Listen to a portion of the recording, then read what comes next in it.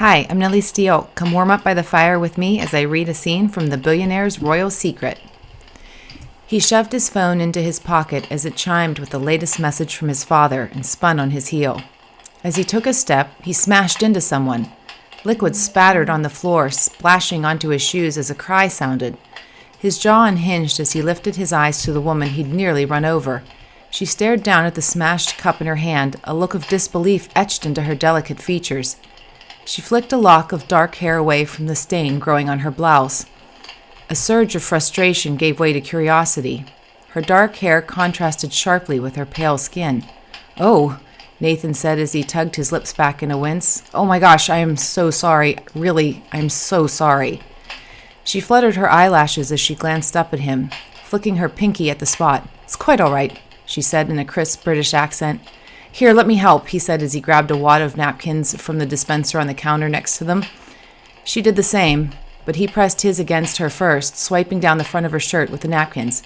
"No, really, I've got it." She waved a hand at him. "No, I insist. I'm so sorry. I didn't see you there. I'm having a really bad day, and no, really, I've got it," she repeated.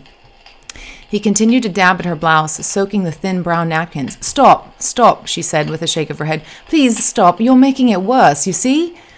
"Oh," he answered, his features crinkling as he noted the larger stain on her shirt.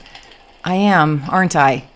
She let out a half chuckle. "Yes, and I don't understand how you're managing it, but you are actively making it worse." "I have a talent for that," he said, a light laugh in his voice. "Actively making things worse, that is." She flicked her green eyes up to him, a slight smile on her doll-like lips. He'd never seen such beautiful eyes before. They were captivating. "Well, best you stop dabbing at my blouse, then." Yeah," he said with a nod as he wadded the napkins into a ball and tossed them in the garbage bin. "Well, let me pay for the cleaning at least." "No," she said as she continued to wipe the liquid. "That's not necessary." "Please, it's the least I can do."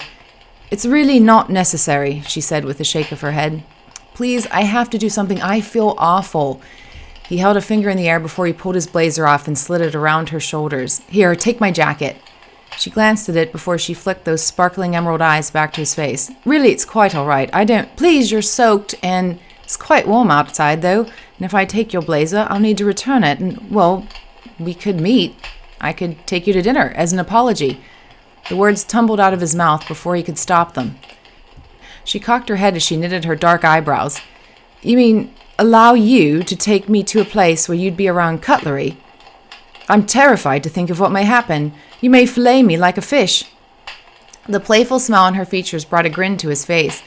Any thoughts of a drink were replaced by enchanting, warm feeling that he got from her.